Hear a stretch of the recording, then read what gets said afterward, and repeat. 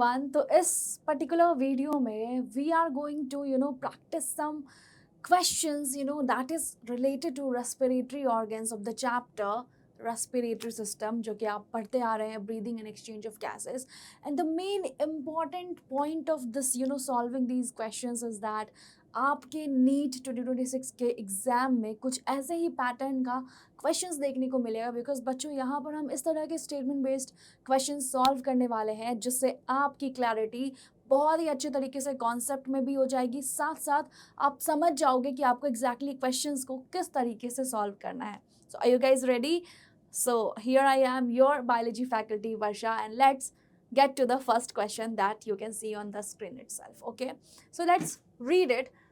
The first question that you can see here is select the sequence of steps in respiration. तो बच्चों respiration का एक proper steps होता है. अगर हम यहाँ पर देखें तो we have been given 5 options. How many options are given here? That is almost 5. तो अपने को क्या करना है, इसको सीक्वेंस में करना है. मतलब सबसे पहले कौन सा स्टेप होगा इन सभी में से? बच्चों फर्स्ट है diffusion of gases O2 and across alveolar membrane. No, ये तो पहले तो क्या होगा, सबसे फर्स्ट क्या होता है, when we breathe in, right, जब हम ऑक्सीजन अपने अंदर लेते हैं. और कहाँ से लेते हैं? ऑब्वियसली पहले अपन नॉस्ट्रिल से लेंगे. सो लेट्स सी एग्जैक्टली होता क्या है. Diffusion of O2 and CO2 between blood and tissues. No, ये भी बाद का प्रोसेस है. Transport of gases by the blood, ये भी बाद का प्रोसेस है. Pulmonary ventilation by which atmospheric air is drawn in and carbon dioxide rich alveolar air is released out. बिल्कुल सही बच्चे. तो फर्स्ट जो होगा बेटा वो होगा आपका this one, pulmonary ventilation by which atmospheric air is drawn in and CO2 rich alveolar air is drawn out. You already know कि जब भी हम पूरा जो respiratory system है हमारा, सबसे पहले का जो प्रोसेस होता है बेटा वो यही होता है कि we are taking in oxygen from the atmosphere and we are giving out carbon dioxide from our body, right, to the outside atmosphere from the nostrils. Okay, so that would be our first step. अगर sequence में हमें सबसे पहले करना हो तो ये हो जाएगा आपका, तो सीक्वेंस में हो जाएगा बेटा आपका डी हो जाएगा. एंड देन आफ्टर दैट अगर हम बात करें तो उसके बाद क्या होगा बच्चे, उसके बाद क्या होगा, उसके बाद ऑब्वियसली जब भी ये जो है बेटा, उसके बाद ई तो होगा नहीं. Utilisation of O2 by the cells for catabolic reactions are resultant release of CO2. No, ये भी नहीं होगा. तो बेटा इसके बाद जो है, जैसे ही हम जो है एयर अपने अंदर लेते हैं, तो क्यों लेते हैं? ताकि वो गैसेस एक्सचेंज हो पाए. बिटवीन व्हाट बेटा? ताकि एल्वियोलर मेम्ब्रेन और हमारा जो ब्लड वेसल्स है बच्चे, उसके पास उसके साथ गैसेस एक्सचेंज हो पाए. उसके बाद क्या हो जाएगा, उसके बाद अनदर वन विल बी, अब क्या होगा बेटा, transport of gases by the blood. क्या होगा बच्चे? Transport of gases by the blood. ठीक है, तो अब क्या हो जाएगा, transport of gases by the blood. तो that will be your third option. Okay, and then after that what will happen, उसके बाद क्या होगा बच्चे, जैसे ही गैसेस आ गए हैं तो अब क्या हो जाएगा, डिफ्यूजन होगा of O2 and CO2 between blood and tissues. So this will be the fourth. And last में फाइनली यूटिलाइजेशन होगा उस O2 का by the cells for catabolic reactions are resultant release of carbon dioxide. So this, तो what can be your answer? तो बेटा आपको यहाँ पर तो पहला ही फर्स्ट ही क्वेश्चन से फर्स्ट ही ऑप्शन जब आपने लगाया उसी से पता लग जा रहा है. So the answer will be A. क्या हो जाएगा आंसर बच्चे? The answer will be A. Okay everyone, so answer क्या हो जाएगा बेटा? आंसर हो जाएगा आपका ए.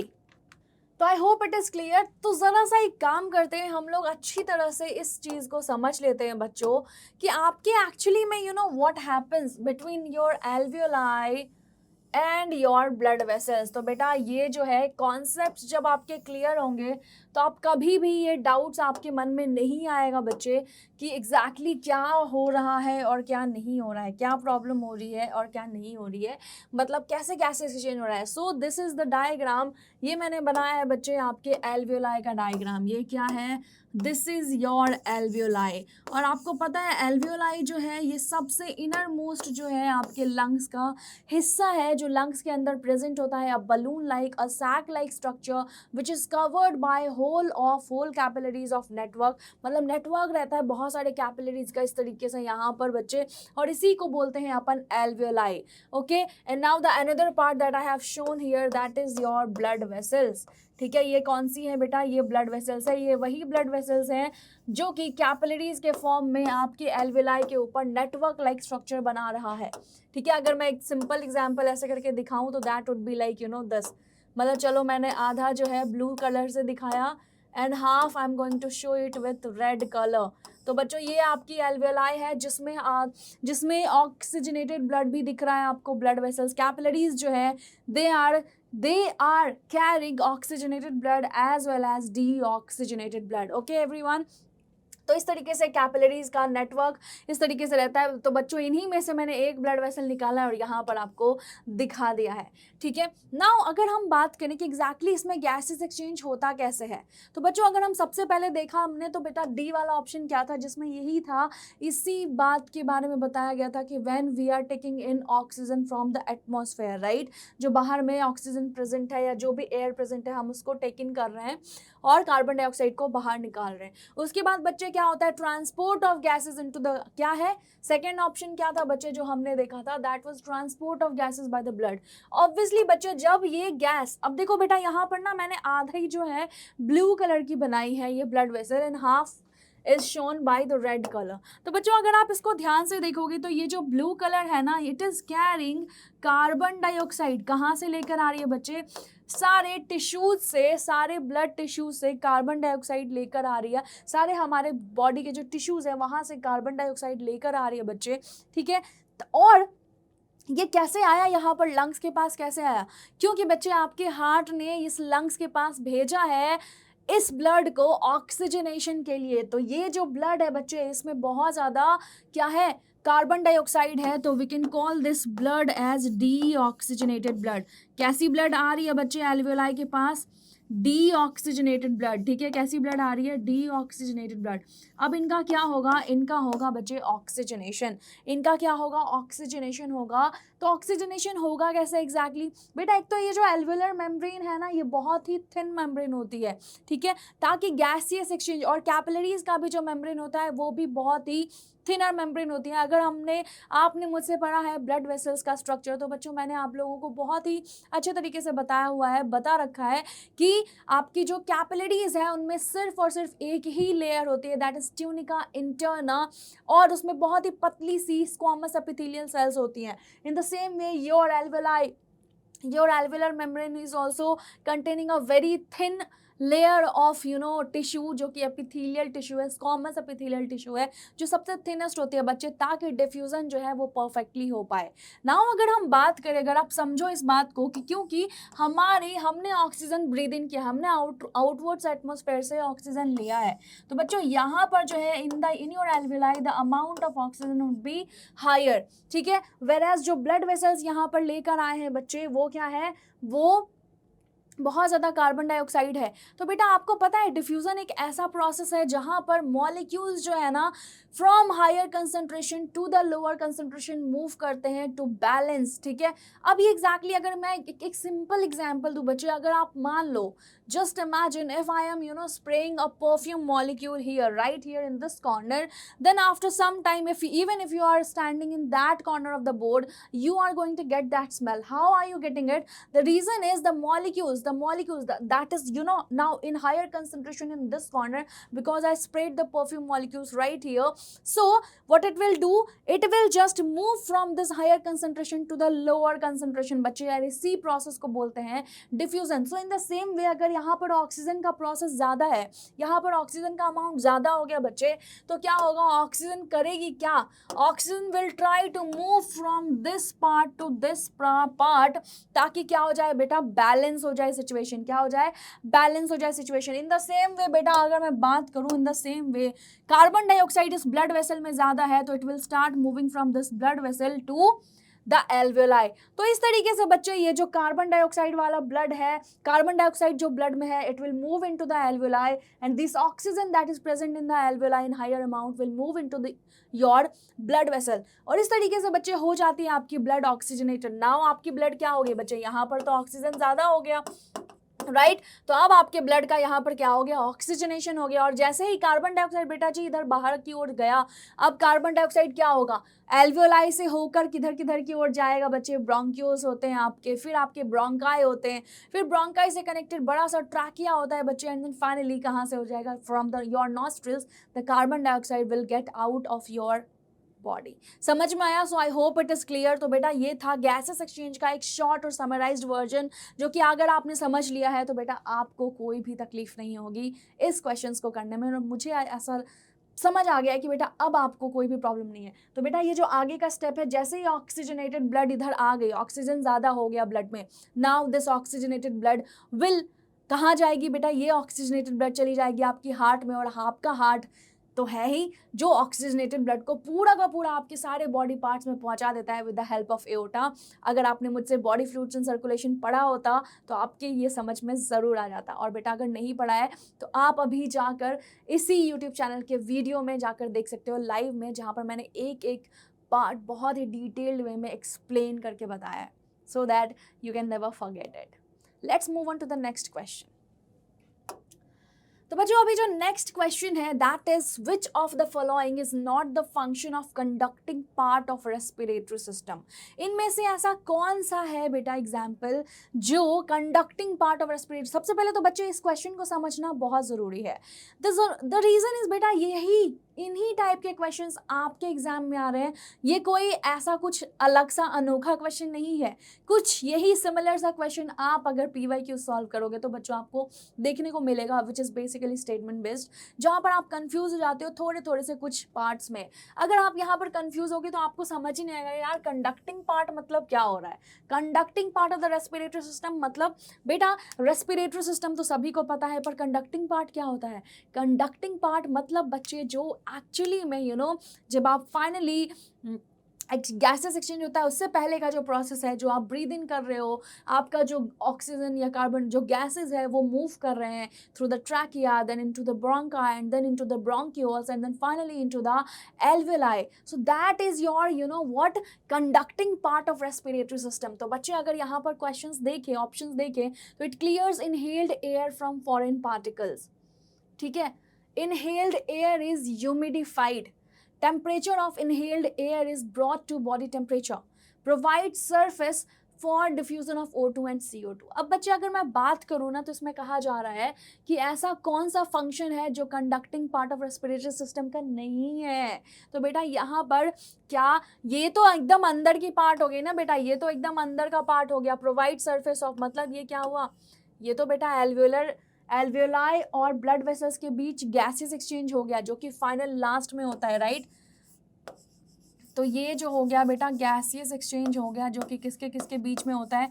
अभी just I explained you that between blood vessels and alveoli this gases exchange takes place, that is of O2 between O2 and carbon dioxide। ठीक है बच्चे, तो ये इसका आंसर क्या हो जाएगा, this one will be fourth option बेटा, क्योंकि ये सारे के सारे क्लियर्स इनहेल्ड एयर। जब भी आप बच्चे whenever you take in oxygen, whenever you take in air, सिर्फ ऑक्सीजन तो नहीं लेते हम, एयर लेते हैं पूरी की पूरी, तो आपका जो नॉस्ट्रिल्स है बच्चे वहाँ पर एक क्या होता है, ये फॉरेन पार्टिकल्स को, इनहेल्ड एयर को क्या करता है, क्लियर करता है। ठीक है, नॉस्ट्रिल्स में जो आपके नोज में जो ये फाइन हेयर्स होते हैं छोटे छोटे, इनहेल्ड एयर को आप अगर ध्यान से सोचोगे तो ये इनहेल्ड एयर ना, जरा ऐसे करके देखो, आपको ना गर्म सी थोड़ी हवा आएगी। पता है क्यों, क्योंकि ये इनहेल्ड एयर को ह्यूमिडिफाई किया जाता है ताकि ज़्यादा ड्राइनेस ना हो। कई बार जब भी टेम्परेचर बहुत ज़्यादा अजीब सा हो जाता है तो आपके नोज़ में ड्राइनेस होने लग जाती है, जिसकी वजह से ब्लड भी बाहर आने लग जाता है। तो आपको समझ में आ गया होगा कि why this humidification is so important. Now another thing is yes, temperature of inhaled air is brought to body temperature. जो आपकी बॉडी टेम्परेचर है उसके अकॉर्डिंग वो लाना बहुत ज़रूरी है। तो ये सब फंक्शनिंग किसका है बच्चे, दैट इज, अब क्या भूलोगे आप, क्या समझने में कोई तकलीफ होगी, तो ये सारी की सारी फंक्शनिंग बच्चे किसकी है, that is functioning of the conducting part of respiratory system. ठीक है, किसका है बेटा, conducting part of respiratory system. मतलब ये हुआ कि which is basically helping in taking in the air into your lungs. ठीक है, okay everybody, so I hope all of you understood this. Now let's move on to the next question. तो बच्चों अगर हम नेक्स्ट क्वेश्चन की ओर देखें तो ये रहा आपका डायग्राम बेस्ड क्वेश्चन, जो कि बच्चे कई बार आपको ना डायग्राम बेस्ड क्वेश्चंस आ जाते हैं and you are not able to understand exactly how to solve it, क्योंकि आप डायग्राम्स प्रैक्टिस ही नहीं करते हो, which is very important, right. अब देखो बच्चे, अगर इस डायग्राम को देखा जाए तो ये it is from your NCERT only. आपके जो नीट के एग्जाम में बच्चे डायग्राम आते हैं वो कहीं से भी एनसीईआरटी से ही आते हैं और किधर से भी नहीं आएंगे। तो एनसीईआरटी का डायग्राम हमेशा याद रखना है, और मैं हमेशा कहती हूँ क्यों, भगवान है एनसीईआरटी, यू हैव टू, ठीक है। The figure shows a diagrammatic view of human respiratory system with labels A, B, C and D. Select the option which gives correct identification and main function or characteristic. तो बच्चे, तो जो first option है, सबसे पहले तो बेटा आपको क्या करना है ना, आपको समझना है, सबसे पहले तो आपको समझना है कि ये ABCD जो है वो है क्या, कौन सा डायग्राम है, कौन सा सही है, क्या इनके नाम क्या है, क्या हम समझे इसको। चलिए लेट्स अंडरस्टैंड दिस बेटा, चलो समझते हैं इसको। बेटा अगर हम फर्स्ट डायग्राम की बात करें तो दैट इज योर ट्रैकिया। क्या है बच्चे, दैट इज योर ट्रैकिया। अब क्या ऑप्शंस में देखें यहाँ पर ट्रैकिया एग्जैक्टली क्या करता है, ट्रैकिया के बारे में क्या सही दिया हुआ है, बिल्कुल सही ए तो है, ठीक है, ए ही है ऑप्शन जो ट्रैकिया है। क्या लिखा है, long tube supported by complete cartilaginous rings for conducting inspired air. No बेटा, ये इनकम्प्लीट कार्टिलेजिनस रिंग्स होती है। कैसी बेटा, it is incomplete, it is not complete, okay. तो ये तो गलत हो गया स्टेटमेंट, इनकम्प्लीट मतलब शी शेप्ड रिंग्स होती है। इफ यू गाइज रिमेंबर, इस तरीके की शी शेप्ड रिंग होती है बेटा आपके ट्रैकिया में, ठीक है। तो ये स्टेटमेंट तो बच्चे गलत हो गया, ठीक है। नाउ अगर हम बात करें, अब हम बात करते हैं ये सी वाला जो स्ट्रक्चर है बेटा, ये क्या दिखा रहा है, सी स्ट्रक्चर जो है it is showing alveoli. C structure कौन सा दिखा रहा है, C is showing alveoli. B क्या दिखा रहा है बेटा जी, बी जो दिखा रहा है दैट इज प्लूरल मेम्ब्रेन। क्या दिखा रहा है, प्लूरल मेम्ब्रेन। प्लूरा मतलब जो लेयर होती है, जो आउटर कवरिंग होती है आपके लंग्स की, which basically protects your lungs, क्योंकि obviously it is also an internal organ, और you can call it as visceral organ, जहां पर आपको समझना जरूरी है कि यहाँ पर इनको प्रोटेक्शन की जरूरत होगी। It's not just your lungs, चाहे आपका कोई भी बेटा अंदर का विसरल ऑर्गन हो, चाहे वो हार्ट हो या कोई भी पार्ट हो, वहां पर most of the times protection होता है, प्रोटेक्शन वाली लेयर होती है। तो बी देखें, बी क्या है बच्चे, प्लूरल मेम्ब्रेन। चलिए ठीक है, लेवलिंग तो सही करिए। Surround ribs on both sides to provide cushion against rubbing. अच्छा, surround ribs on both sides, surround ribs on both sides to provide cushion against rubbing. तो बेटा ये जो है ना, बी वाला जो है ये क्या है, ये प्लूरल मेम्ब्रेन ही है। आपको लग रहा है ये प्लूरल मेम्ब्रेन ही है, बताइए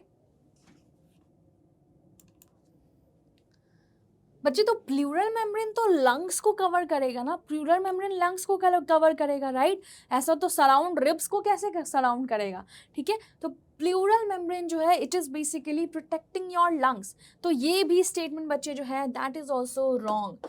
now let's go to the C part. C part क्या है बच्चे, ये एल्वियोलाई को दिखाया हुआ है, ये आप क्लियर नहीं देख पाओगे। इस तरीके से छोटे छोटे बैलून लाइक स्ट्रक्चर्स हैं, कुशन लाइक स्ट्रक्चर, कुशन नहीं मतलब सैक लाइक स्ट्रक्चर है, जिसको बेटा क्या बोल रहे हैं हम, एल्वियोलाई। तो ये रहा आपका सी, एल्वियोलाई बिल्कुल सही कहा गया है। एक thin walled vascular bag like structures है फॉर एक्सचेंज ऑफ गैसेस। ये तो बिल्कुल सही कह दी इन्होंने बात। वैस्कुलर मतलब बच्चा क्यों बोला हमने, थिन वॉल तो है ही, मैंने बोला था कि स्क्वामस एपिथेलियल टिश्यू की बनी हुई है, जो सबसे थिनेस्ट होती है टिश्यू, ठीक है। और वैस्कुलर क्यों बोलते हैं, बैग लाइक स्ट्रक्चर तो है ही बेटा, है ना, बैग लाइक स्ट्रक्चर तो है ही। मैंने अभी जस्ट दिखाया था आप सभी को कि इस तरीके से आपकी एल्वियोलाई है, और यहाँ पर इस तरीके से बच्चे इसमें जो है ब्लड वेसल्स का नेटवर्क होता है। क्या होता है, इस तरीके से ब्लड वेसल्स का नेटवर्क होता है, जहाँ पर deoxygenated blood as well as oxygenated blood रहता है, ठीक है। इन कैपिलरीज में दोनों ही टाइप्स के ब्लड फ्लो करेंगे। So what will be your answer, the answer will be this fourth C option, मतलब ए ऑप्शन, जो कि सी क्या है, एल्वियोलाई, ठीक है। तो ऑप्शन फर्स्ट जो है बच्चे वो आपका आंसर हो जाएगा, ठीक है। Now let's move on to the next question. Lungs are enclosed in, okay. So अभी जस्ट वी हैव कंप्लीटेड कि बेटा लंग्स जो है किस में इनक्लोज्ड होते हैं। लंग्स जो है क्या, लंग्स एक ऐसा स्ट्रक्चर है that is an internal organ, right. अगर हम उस स्ट्रक्चर को अच्छे से बनाया जाए तो बेटा इस तरीके से स्ट्रक्चर होता है, कुछ इस तरीके से, ठीक है। Sorry this is not good, ठीक है। सो कुछ इस तरीके का स्ट्रक्चर होगा बच्चे।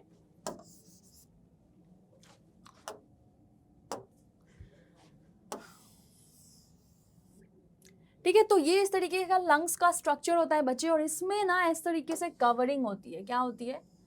एक कवरिंग होती है, डबल लेयर मेम्ब्रेन की कवरिंग, जिसको हम प्लूरल मेम्ब्रेन भी बोलते हैं। तो बच्चों एक तो हो गया इनर प्लूरा, ठीक है। One of them is you know, ये अंदर वाली हो गई इनर वाली प्लूरल मेम्ब्रेन, ठीक है।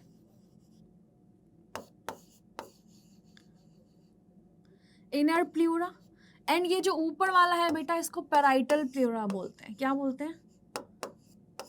इनर या विसरल प्लूरा बोल दो इसको, या इनको हम बोलते हैं आउटर वाले को parietal pleura. Okay, now you know this particular pleural membrane, इनके बीच में ना एक इस तरीके से कैविटी प्रेजेंट है। Can you see this cavity is present? Okay, this cavity is present between these two pleural membrane, which is basically helping in the protection of lungs, ठीक है। now this is what, this is your pleural cavity। क्या है ये?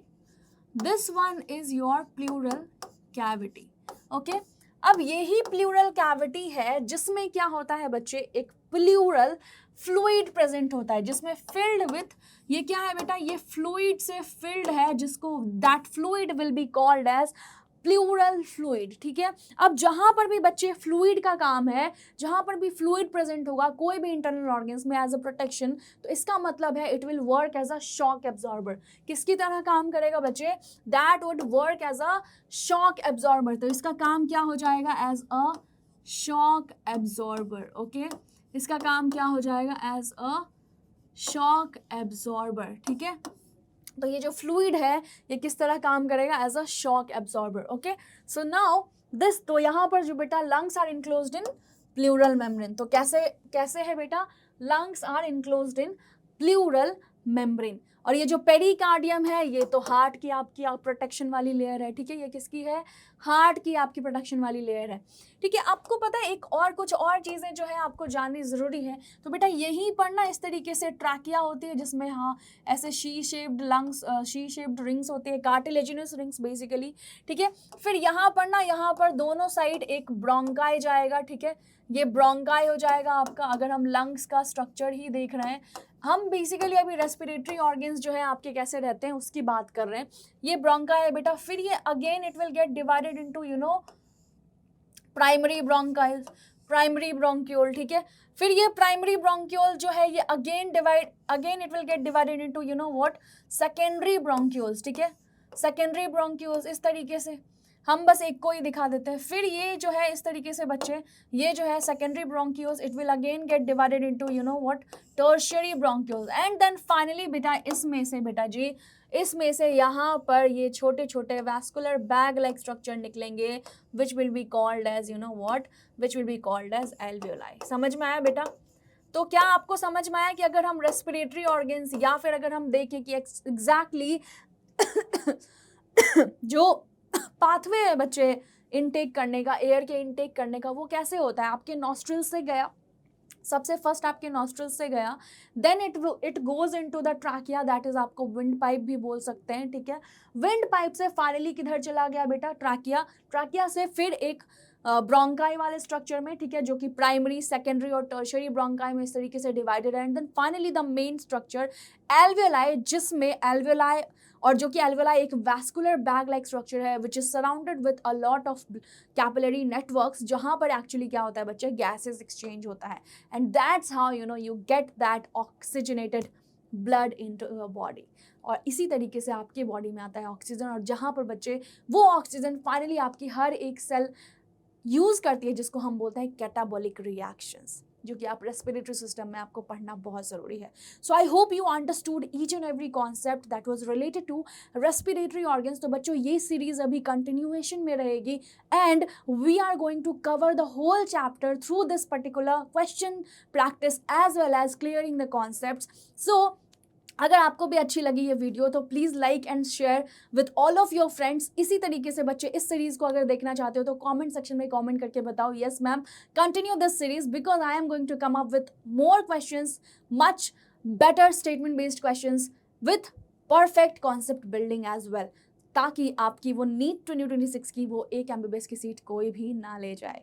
सो what are you waiting for guys? Come on, if you haven't subscribe this channel yet then do subscribe, like and share करना तो बिल्कुल भी मत भूलना. And yes, do not forget to press the bell icon because we also go live on the daily basis. So what are you waiting for guys? Come on, let's continue this series and देखते हैं कि आप में से कितने बच्चों को ये कॉन्सेप्ट इतने अच्छे से समझ में आया है. अगर समझ आया तो जल्दी से लाइक का बटन दबाओ एंड कमेंट करके मुझे जल्द से बताना कि ma'am yes, we are waiting for the next topic of this particular chapter. Thank you everyone. All the best to all my future doctors.